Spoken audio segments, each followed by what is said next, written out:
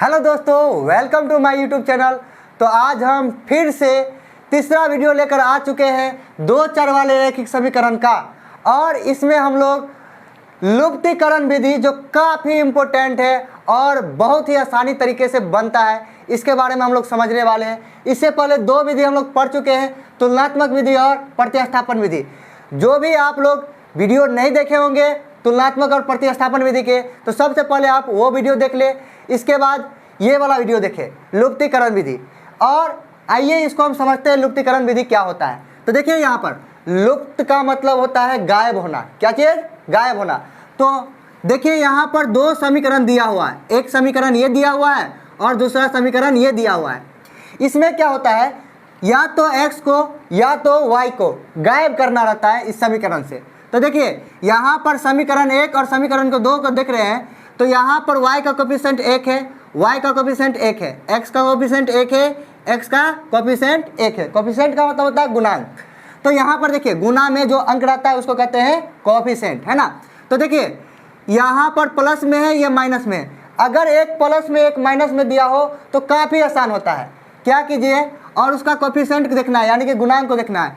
जब एक एक है तो बहुत सिंपल है, तो क्या करेंगे, समीकरण एक और समीकरण दो को जोड़ देंगे। तो लिखेंगे समीकरण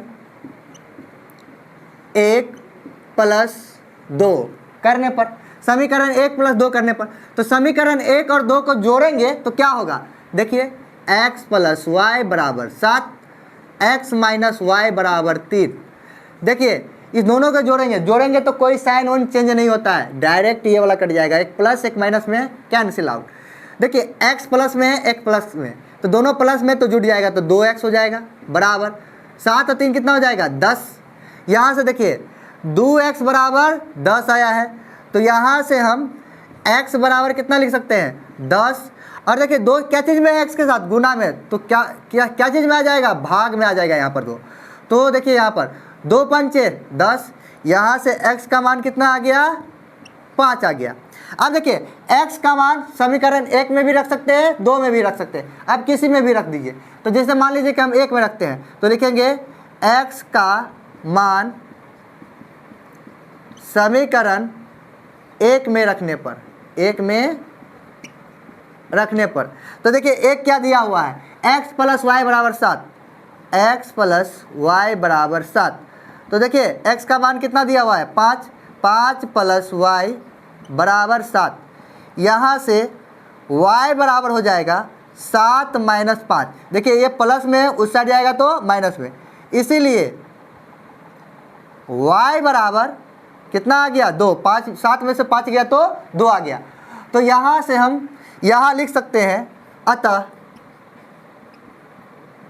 x बराबर कितना आया है 5 और y बराबर कितना आया है 2। थोड़ा 5 को अच्छा से लिखते हैं, और यही इसका क्या हो जाएगा, आंसर हो जाएगा।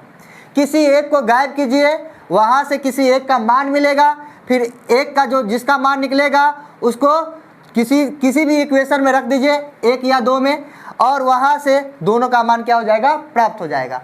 देखिए ये बहुत आसान ये विधि है लुप्तीकरण, इसको विलोपन विधि भी बोलते हैं। इस वीडियो में आपको समझ में आ चुका होगा ये वाला, लेकिन एक और एग्जांपल लेते हैं इसको समझने के लिए। तो देखिए यहाँ पर जो अभ्यास प्रश्न दिया गया है उसको सॉल्व कर, देखिए ये दिया हुआ है। अब यहाँ पर देखिए इसमें भी यही सवाल है, एक प्लस में एक माइनस में, और यहाँ पर भी कोफिशिएंट एक है, यहाँ पर भी कोफिशिएंट एक है। जब जो है गुणांक एक होता है और एक प्लस एक माइनस में होता है तो काफ़ी आसान होता है। बस समीकरण एक प्लस समीकरण दो कर दीजिए, समीकरण एक और दो को क्या कर दीजिए, जोड़ दीजिए। तो क्या है, x प्लस वाई बराबर 5, x माइनस वाई बराबर 3। इसको क्या करना है, कैंसिल कर देना है, क्या आ जाएगा 2x, x कितना हो जाएगा 2x बराबर 5 3 कितना हो जाएगा 8। यहाँ पर x के साथ दो क्या चीज़ में, गुना में, उस साइड जाएगा तो भाग में, तो 8 बट्टा में 2 हो जाएगा। यहाँ पर आ गया 4, इसीलिए x बराबर आ गया 4।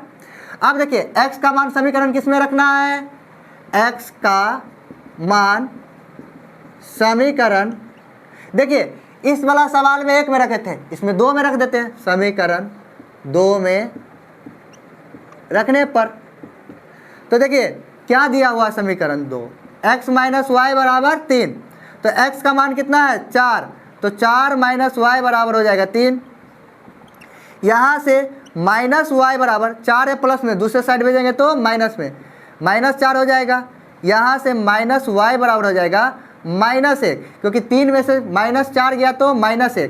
देखिए ये माइनस कैंसिल हो जाएगा, इसीलिए y बराबर कितना आ जाएगा 1।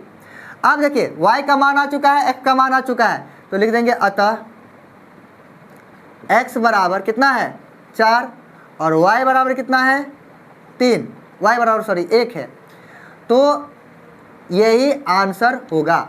देखिए इसको जांचना है, तो जांच कैसे करेंगे, लिखेंगे जांच, चेक करना है, चेक कर लेंगे। देखिए समीकरण कोई भी समीकरण ले लीजिए, जैसे मान लीजिए कि पहला समीकरण ले लिए, x प्लस वाई बराबर दिया हुआ है 5, x प्लस वाई बराबर 5 दिया हुआ है, तो यहाँ पर देखिए x का मान कितना है 4 है, प्लस y का मान कितना है 1 है।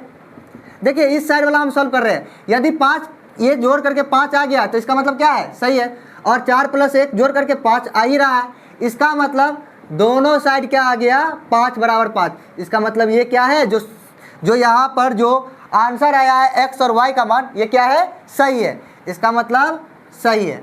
अब देखिए यहाँ पर तुल्योक्तिकरण विधि हम लोग समझ चुके हैं, तो अगला जो वीडियो होगा वो होगा ब्रज गुणनखंड विधि के लिए।